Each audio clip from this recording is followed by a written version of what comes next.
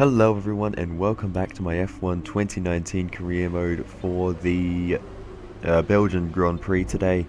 And we have 3 durability upgrades on the car. They're not going to make a huge difference to the performance, but they will make sure we can get through to the end of the season without any grid penalties, I would hope. There may still be some work to do on the ICE, which has been wearing out considerably faster than all the other components on the engine. Looking at the R&D though, most notably at the bottom, Toro Rosso made some big upgrades.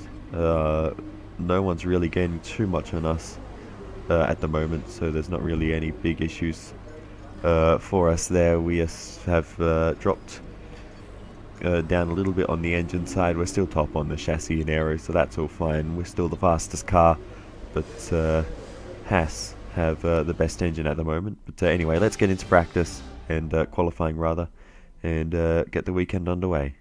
It's qualifying time at Spa, one of the mightiest tracks on the Formula One calendar. Long straights, up and downhill, Eau Rouge as well. This track isn't for the faint-hearted. The Spa circuit really is one of the most iconic tracks on the calendar, and Eau Rouge is one of the best corners in F1 history.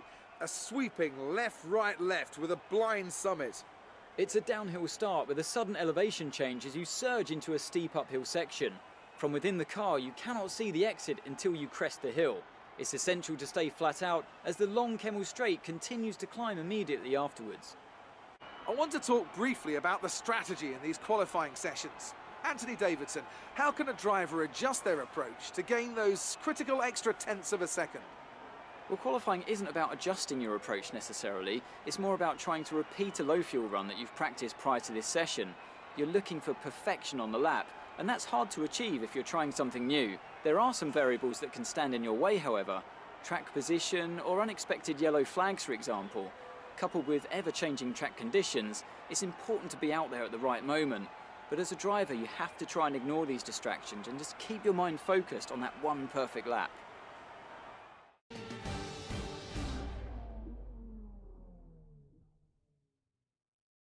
So we move on to the end of Q1. You can see it's a 1-2 so far for us. Albon doing a great job in the Williams, up in third there in the first session. We'll see if that form continues. They brought some big upgrades this weekend as well. But Lance Stroll, Danny KVYAT, Nico HULKENBERG, Kevin Magnussen, Antonio Giovinazzi get knocked out in the first session. The second session, we had some rain hit, and we went out right at the end of the session to try to get the best possible track conditions.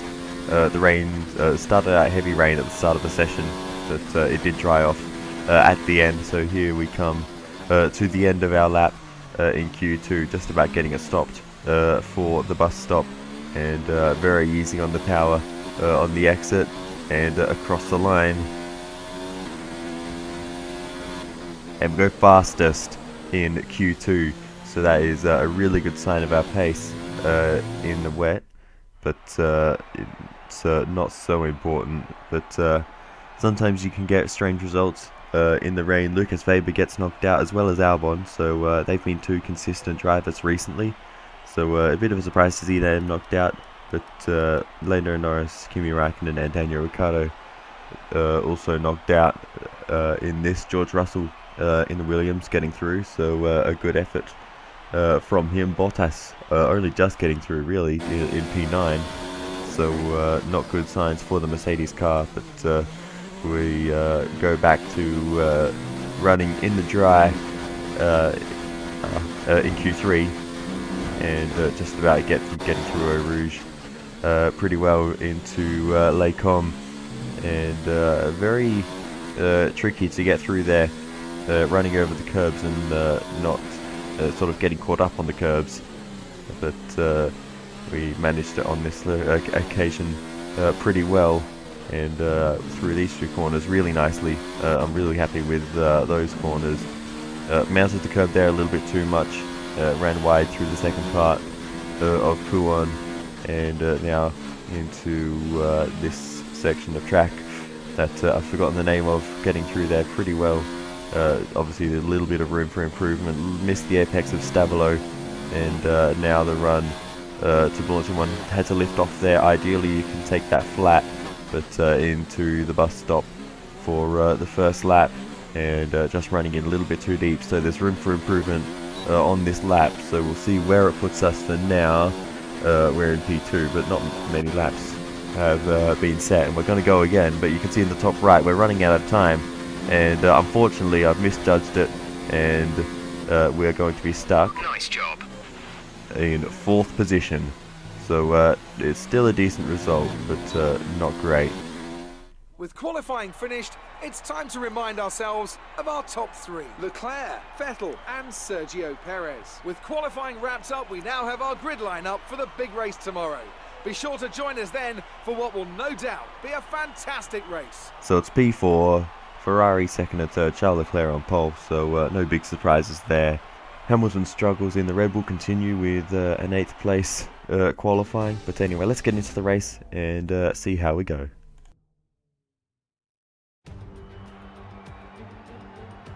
Who doesn't love the Belgian Grand Prix? It's the race, of course, that gave maiden pole positions to the Jordan and Force India teams, with Rubens Barrichello and Giancarlo Fisichella respectively. Jordan, of course, would then go on to better that here in 1998 with their first ever victory. And you can guarantee that something special will always happen at Spa-Francorchamps. But what that something is today is anybody's guess. Spa-Francorchamps today, a circuit that spans 4.35 miles. There are tons of elevation changes along the way too. 19 corners making up this circuit, with 9 of those to the right and the remaining 10 to the left. This track is a great one for fans of pure speed. The average lap speed comes close to a whopping 145 miles an hour. Anthony Davidson, a very warm welcome to you as you join me in the commentary box for today's event. Can we begin by having a chat about Charles Leclerc? As ever, the threat of unreliability is never far away, and indeed they'll be starting out of position today due to a power unit component change. So it's going to be a difficult task to move forward from there. But on the bright side, at least those fresh components can help them maintain the power they need to come through the pack. I expect to see them take a more aggressive approach today to make up for the compromised start. Let's run you through the driver grid order for today's exciting race. Sebastian Vettel will start on pole. Fantastic qualifying from the multiple world champion. Sergio Perez lines up alongside. Considering the rest of the grid, we have the scientist, Verstappen, Valtteri Bottas and Butler, Hamilton, Gasly, Russell and Lucas Faber, Leclerc, Albon, Kimi Raikkonen and Norris, Ricciardo, KVYAT, Nico Hulkenberg and Kevin Magnussen. Giovinazzi and Lance Stroll brings the grid to a close. And with preparations almost complete, let's head down to the track.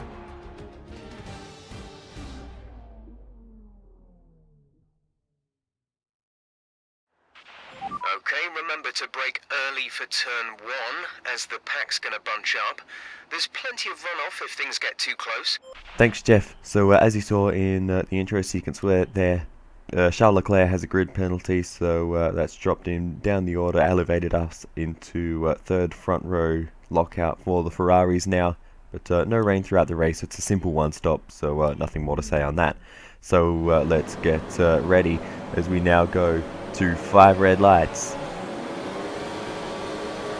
And it's lights out and away we go for the Belgian Grand Prix. It's a pretty even start by the top 3, and we're just going to hold our ground as we head into the first corner, defend the line and make sure we maintain P3. We get the power down on the exit of La Source for the first time. They're battling away side by side behind, so we don't need to worry about them. So it's 2 Ferraris ahead of us as we head through Eau Rouge and Radillon for the first time. They're hesitant though, and we've got a great run. We're going to switch to the left-hand side after a bit of slipstream off into the grass a little bit there. But we're going to get a bit of slipstream from Vettel as well, and we're going to steam straight past into Les Combes for the first time round the outside, and we are going to take the lead of the Belgian Grand Prix by the 5th corner, and that is a brilliant start to this race, running a little bit wide through Rivage there, but we'll keep it on the track on the exit and maintain the lead of the race. But that is an absolutely perfect start to this race. We move on all the way up until lap 12, because literally nothing happened until then, and we now are falling under pressure from Valtteri Bottas. So things have really changed behind me while I've just been doing my thing. And Bottas goes through, takes the lead briefly, but we're going to send it around the outside, side by side through Leclerc. And by the time we get to Malmedy, we will have the lead back from Bottas. So we're able to defend it on that occasion. Bottas having to settle for P2 and find another opportunity later on down the line. So now we move on to the same place on lap 13, and he is going to come knocking once again. It seems he's right behind us this time. We're going to take the inside line. I wasn't even expecting him before. It was a bit of a surprise, but we send it down the inside, and we're going to retake the position that way and move ourselves back up into first. Bottas back down to second. So that is a good defense from us so far, but the problems are not going to go away as we have to defend now from Vettel, as Bottas has disappeared out of the top 3 now. So the 2 Ferraris and Bottas battling away quite a lot, it seems, in these early stages of the race. We're managing to hold on to the lead for now, but they're putting the pressure on. Look how close the 3 of them are running. Approaching the pit window, you'll be on the mediums. But we are approaching our one and only pit stop for this race as we're defending once again. We go on board with Charles Leclerc, who's found his way into this fight, as Sebastian Vettel, I think that is, has found his way up into the lead ahead of us. So it's a checkerboard, Ferrari Racing Point, and no, actually it's Sergio Perez that was around the outside to take the lead. We're going to let our teammate past to let him The gap behind us is 5.5 seconds. battle with Sergio Perez for the race lead, because he has the better pace at the moment on these old soft tyres. I've never been too good on the soft tyres, so we let him do his thing, and we'll come in for our pit stop. And we only hit the wall, and that has absolutely ruined our race. We need a front wing change now. They will do it in this pit stop, I hope. I hope we are not too late, but that has absolutely ruined it. But we'll try to make a comeback as we get the new front wing on the car. But that Release. has gone from having an awesome battle for the lead Look after these tyres now. We want to finish the race on this compound. to now we are behind Devon Butler in the Haas. So that is not a good sign. But anyway, we'll battle on and see what we can make of it.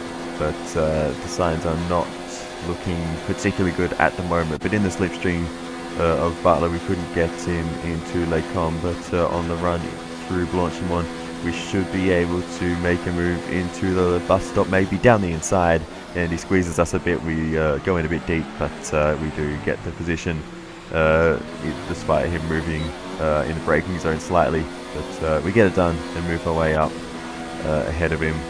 But he's going to come back at us. He's not going to leave us alone, which is quite annoying. But he finds his way back ahead as we head into Leclerc. But we will squeeze him right out there and take the position back and move ourselves back up into 5th position in the Belgian Grand Prix. We run wide through Pouhon a bit, and we're side by side with Devon Butler as we head into this little chicane here. We barge him out the way and get the position back there very aggressively, I might add. But I'm kind of sick of him at the moment. We have more pace, but it's just with the slipstream and the DRS, he's able to keep coming back at us. Now we've got 2 Hasses to contend with, as Gasly is caught up as well, 3 wide as we head into Leclerc, but we're going to squeeze them both out through there as we try to hold our ground in the middle, and we'll maintain the position as Alex Albon retires from the race. That's not Albon, that's Danny KVYAT, retires from the race with a mechanical failure, smoke pouring out of the back of the Toro Rosso, and those upgrades have clearly had some adverse effects. Safety car deployed. The safety car has been deployed. Watch your delta. Make sure you keep it positive as we catch the pack. And safety car now, so we're going to actually come into the pits and put the soft tyres on, not crash into pit wall this time. Very cautious there, but still almost bottling it. Very narrow pit entry here at Spa, and it's not the first time on this channel that I've hit that pit wall. I did it in Formula 2 as well. But anyway, into the pits we go for a unscheduled stop onto soft tyres, and on the exit though we get this. Give that position back. We are under safety car conditions and cannot overtake. Return the position. So we have to give up 2 positions to Raikkonen and Gasly to do for some reason. I didn't overtake them. I came out of the pits in front, but anyway, for some reason I had to give up those spots, so I've gone from 9th to 11th place. Which is unfortunate, but that's... Safety car is in this lap. Safety car in this lap. Let's make sure those tyres are up to temperature, and remember, there is no overtaking until the timing line. Stay in position until the green flags. That's just the way it goes, unfortunately. But anyway, we move on to the end of the safety car period. We're going to sit right behind Gasly and try to make sure our tyres are somewhat warmed up. But it is always a difficult task to have the tyres warmed up through all this sort of slow phase of the restart, when we're just sort of sitting in the line, not really weaving around too much. You can see I am weaving, but that's more due to my terrible driving. But anyway, we go around the final corner. We're going to go wide, straighten up the exit, put the power down, and see if we get a good run on Pierre Gasly. If you think you can get past, increase ERS deployment to overtake mode. We're trailing our teammate by 5.9 seconds. But it doesn't really work out for us. But we get a good run onto the straight, see if we can get a good run up Eau Rouge and Raidillon as we weave a little bit to try to get some temperature into the tyres. We don't really get a good run through Raidillon like we did on lap 1 to get past the Ferraris. Gasly has gotten away from us a bit. We're in the slipstream and gaining slightly, but it's not enough, not even close to making a move there. So ideally I'd want to be ahead of 1, maybe 2 cars by now, as we make another mistake through Malmedy. So it's not a great restart for us, but as we move on to Blanchimont, we're going to have a good chance to close up here under brakes as they all stack up and hold each other up. We have a little look around the outside there as we close up even more than I was expecting, but a good exit out of the final corner. We're catching the car ahead, but be aware that these tyres need to last till the end of the race. Moving around a bit, making Gasly defend. We switch it back to the inside, get the power down, and we will sit in the slipstream all the way up the hill through Eau Rouge and Raidillon. We should get a good run as we head towards Leclerc, and it is a good run. We're going to be pushing him just about on the exit, as you can see this whole train of cars is being held up slightly, I think, by the Williams of George Russell. Gasly defends. We go to the outside, round the outside of Pierre Gasly, as George Russell and Kimi Raikkonen battle away side by side up ahead. We're right behind Kimi Raikkonen, who gets squeezed out by George Russell. We go to the left of Raikkonen as he defends. We're going to send it all the way around the outside. He gets held up on the apex by Russell, and we will make it all the way around the outside to the inside of No Name Corner. We squeeze him out a little bit rudely there. Gasly takes advantage as well and follows us through. Gasly up into 10th position as we go round the outside of George Russell through Blanchimont, and that's a risky move, but we get it done around the outside and move ourselves back onto the racing line. A little bit cheeky there, moving under brakes. That wasn't really my intention, but now we've got to battle up ahead between Devon Butler and Lucas Weber. DRS has been enabled. So as we head through Eau Rouge and Raidillon, we've got a really good run on Devon Butler. And with the DRS we're going to move to the right, but we're going to block him in, so he can't make any move on Weber. He has to check up a little bit. We steam past both of them, and that is a nice move. Gap to the car in front is 4.0 seconds. And next up is Lewis Hamilton in the Red Bull in 5th position. So if we can catch him, I would call that a win for us. But we have a lot of work left to do still. As P6, we have P6. Hamilton is ahead of you. Okay, gap ahead is 4.0 seconds. But as we move on, Nico Hulkenberg, the other Toro Rosso, has retired from the race on lap 35. Unfortunate for him, but in the same place too, running along this straight slowly, and he'll probably park right next to his teammate. But anyway, we move on and we are putting the pressure on Valtteri Bottas, who is actually the first one we catch up to in the Mercedes, down the inside, and we get the move done a little bit deep into the penultimate corner, but no real issue there. We get the move done on Valtteri and move our way up into 5th. Brings you up a place. Okay, gap ahead is 1.5 seconds. But a second and a half to gain, and as we've now done that, we catch up to Sergio Perez first, not Lewis Hamilton, but Hamilton is right there, right in front of Perez, and the straight line speed of that Ferrari has been pretty good. And as we head through Blanchimont, you can see Sergio Perez is right behind Hamilton, closing up there, and we're closing up too. Perez to the outside, we go to the inside, down the inside of Hamilton, and we're going to be 3 wide, bit of contact around the outside of the final corner. Hamilton tries to squeeze us out, but we're having none of it. We're going to try and stay on the track and avoid the wall on the exit there. That was a bit close for comfort there, but look at the send here. A little bit far back from us, but didn't quite leave them enough space, and then Hamilton just had a little bit of space on the left, but he didn't use it to Sergio Perez. But this is your final lap of the race. We all got through in the end, which is what is important, I guess. But as we move on to the final lap, you can see Bottas is now the one in 4th position, so he may have got a bit of damage. But with that double overtake, we've found our way up onto the podium on the final lap of the race now. And I'm going to push now for the fastest lap of the race, just to see if we can get it. More than anything else, we can't gain any more. We're not going to be able to run in this engine mode much longer. We're about a lap over target. Drop down to mix too soon. We can't gain any more position-wise, so a fastest lap would go pretty well for us.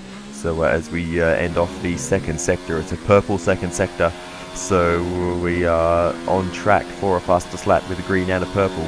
So we should be able to lock this in if we get a good last sector, but it is up in the air still. But we move on to the race winner, Charles Leclerc, as he crosses the line to win the Belgian Grand Prix. A great drive from Charles Leclerc after losing pole position due to a grid penalty. He wins the race anyway, and that is a great drive. We move on to us around the final corner, and we will come home to complete a 1-2 for the Racing Point team. Great work, well done. We're really happy with the podium here. And that was all down to switching to the softs at the end. And an incredible win for Racing Point. A brilliant performance. Talk to me, Ants. What was it that set them apart from the competition today? Without a doubt, the safety car changed everything today. The key to their success was keeping calm and reacting to the situation quickly. We've seen teams in the past throw away wins because they were too hesitant, but here they were decisive, and that's allowed them to take the advantage. Racing Point's performance today has shown that they can be competitive with the veterans of the sport. They're making their way out to the podium now as we speak, and the reaction from the crowd must be incredibly uplifting for them. So there you have it. It's another double podium for the Racing Point team. Sergio Perez, I'm going to keep getting them mixed up. Sebastian Vettel bringing home P2 for Ferrari, so it's a decent day for them too. But yeah, crazy comeback drive for us. And now let's take a look at the driver's standings. It wasn't the best weekend for our championship leader, and their advantage at the top has been reduced. Let's focus on the driver of the day. Anthony Davidson, who do you pick? Charles Leclerc showed exactly how to manage yourself out on the track today. He was almost flawless out there. Incredible stuff. It's time to check out the constructors' standings. Racing Point continue to run away with it out in front. Well, Ant, an end to another fantastic weekend of racing. Thanks to everyone who joined us, and we'll see you for the next one. Alright, thanks Crofty. But there you go. That is the end of another race weekend.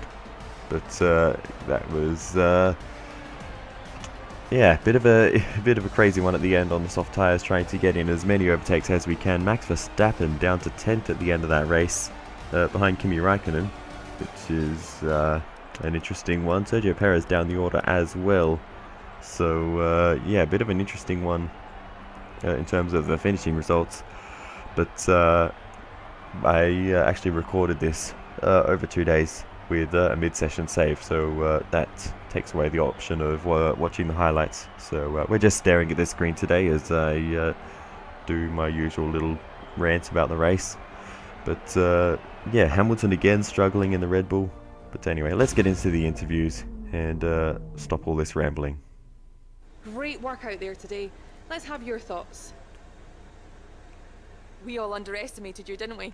Yeah, after not the qualifying we really wanted, and the race, or the first pit stop entry not going well, but we came back. Lucas flew through the pack in that race. What's his secret? He's fast. He's a good driver. It's not really a secret. Things are really heating up between you and your rival, aren't they? Yeah, it has been very close between us, and he got the better of us today. That was an epic battle today. How do you think this will play out? I think with the Racing Point team, I think we've got a better car on the whole, so I think we should be able to win it in the end. Appreciate your time. Thanks, Claire. So, that brings the Belgian Grand Prix weekend to a close. We start a new rivalry with Charles Leclerc. He's going to get the early lead with a race win there, but we limit the damage with the podium. But anyway, that is that. I'm not really too fussed about the one with Vettel because he's in a different car. But anyway. Great work this weekend. It was fantastic to see you up on that podium. Thanks, Emma. But yeah, podium for us, that is always a good result. Charles Leclerc taking the win. We probably would have had a chance if we didn't bottle the. We probably would have had a chance if we didn't bottle the pit entry on the first time of asking. But anyway, that is just an unfortunate mistake. But anyway, we get a bunch of resource points to spend on some further upgrades to the car. We are slightly lacking to Haas in the engine department, but Haas aren't really a championship fighting team, so I'm not sure if we're really going to be too bothered about that. But if we do get this engine upgrade, it unlocks 3 possible minor upgrades that we can do. So I will get that engine upgrade out the way, because it will be a bottleneck otherwise to our upgrading potential later on. So we'll get that on the car. We'll get this other minor upgrade to sitting here as well. So we have some improvement going into Italy, and that'll help us out along the straights. A drag upgrade there, but that is all we can afford. On the upgrades side of things, had a look at durability, but nothing we can afford there either. So hopefully durability doesn't become an issue. But looking at the wear that we have on our components so far, the ICE will still be pretty tight whether we make it to the end of the season on this third ICE. We may start to run into some issues in Brazil or Abu Dhabi, but let's hope that doesn't happen.